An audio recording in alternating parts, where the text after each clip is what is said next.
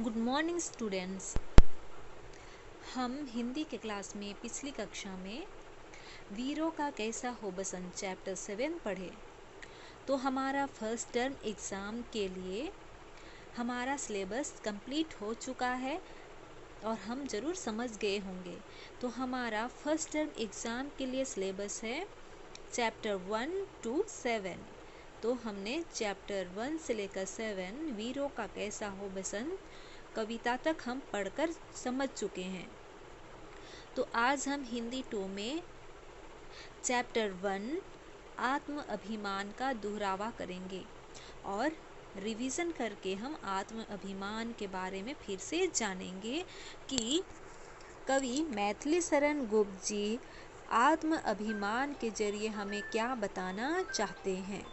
तो हम पहले एक बार समझ चुके हैं, तो आज हम फिर से रिवीजन करेंगे और कविता के बारे में, आत्म अभिमान के बारे में फिर से जानेंगे। तो चलिए अब हम पाठ की शुरुआत करते हैं और प्रस्तुत कविता आत्म अभिमान का दोहरावा करके फिर से समझते हैं। तो हम आगे अपने पाठ्य पुस्तक में दिए गए कविता यानी कि फर्स्ट चैप्टर में जो कविता है आत्म अभिमान, उसके बारे में जानेंगे।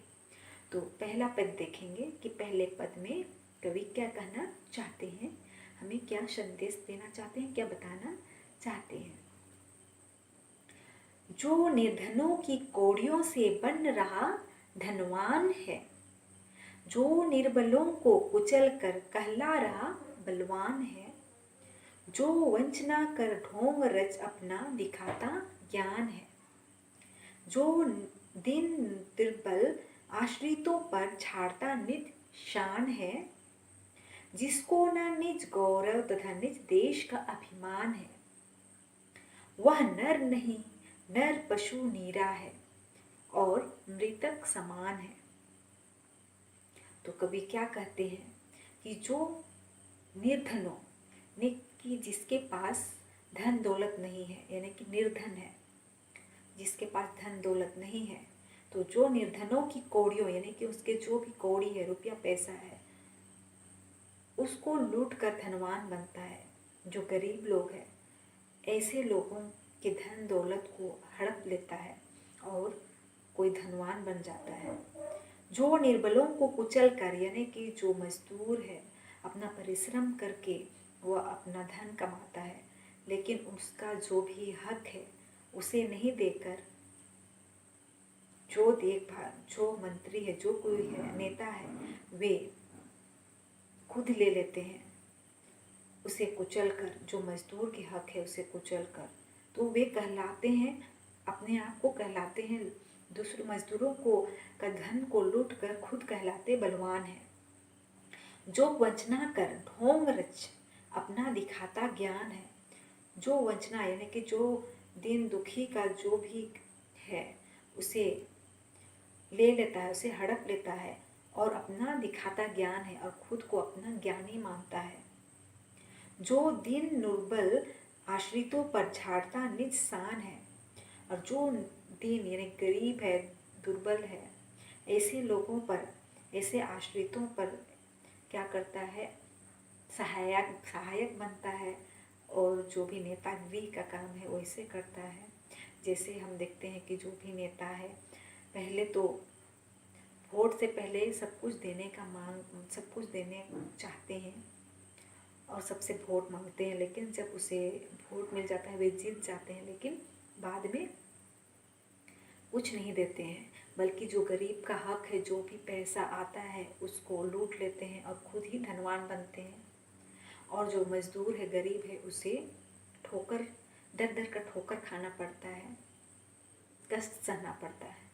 तो इसी के बारे में कवि प्रस्तुत पद के माध्यम से बताना चाहे हैं कि जो दिन दुर्बल आश्रितों पर झाड़ता निज शान है, खुद उस पर शान झाड़ता है यानी कि बड़ा बनता है और मजदूरों से काम कराता है और उसके जो भी हक है, पाने का जो भी हक है, रुपया पैसा है, उसे खुद ले लेता है, हड़प लेता है और उनके परिश्रम का कमाई का फल कम ही मिलता है, उनका वेतन कम ही दिया जाता है।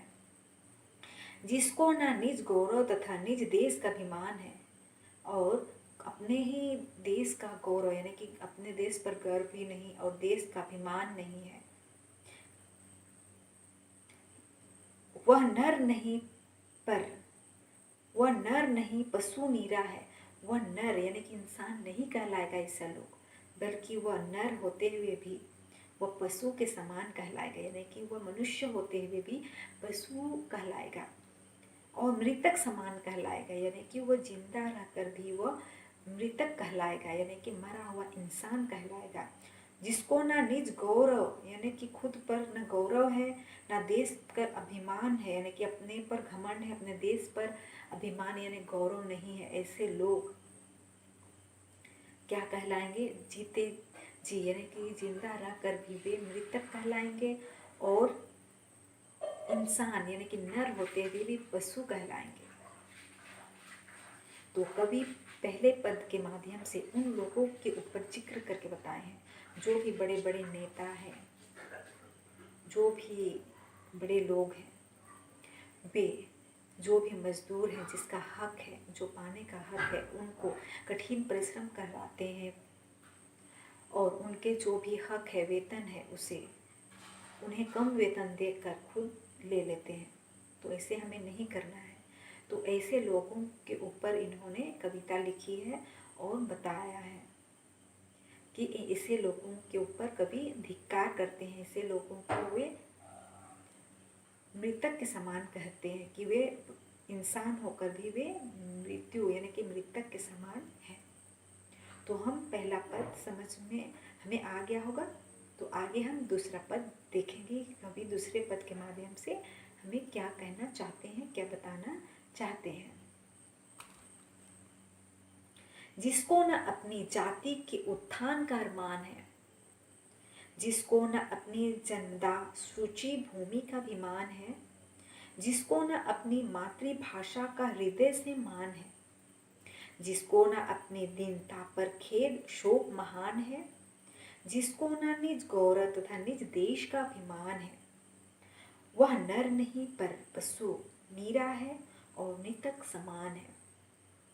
तो कवि क्या कहना चाहते हैं कि जिसको न अपनी जाति के उत्थान यानी कि जिस जाति के हम हैं उनके विकास पर कुछ भी है, लेकिन वो कुछ नहीं करना चाहता है, उसको अपने जाति से लेना देना नहीं है, न ही गौरव है, न ही कुछ अरमान है। जिसको न अपनी जन्मदा सूची भूमि अभिमान यानी कि जिस धरती पर वो जन्म लिया है उस धरती पर भी गौरव नहीं है, अभिमान नहीं है। ऐसे लोगों को ही कवि मृतक के समान कहा है। जिसको न अपनी मातृभाषा का हृदय से मान है, जो हमारे भारत देश की भाषा है उस पर भी अभिमान या गौरव नहीं है, ऐसे लोग ही मृतक के समान हैं।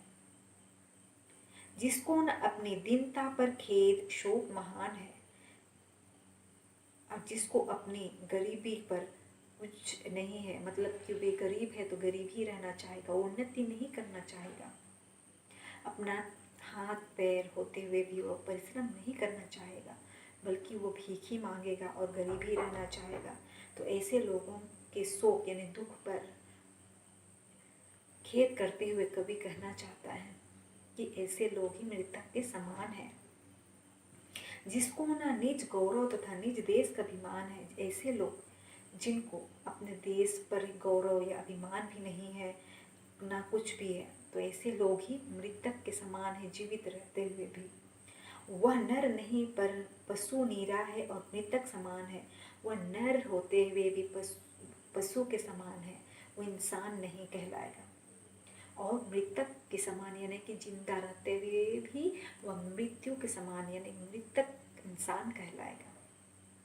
तो हमें सेकंड पद भी समझ में आ गया है, हम सेकंड पद भी समझ में आ गया कि कवि हमें सेकंड पद के माध्यम से क्या बताना चाहते हैं। तो हमें फर्स्ट पद भी अच्छी तरह से समझ में आ गया होगा। तो आप अच्छी तरह से पढ़कर समझ लीजिए फिर से।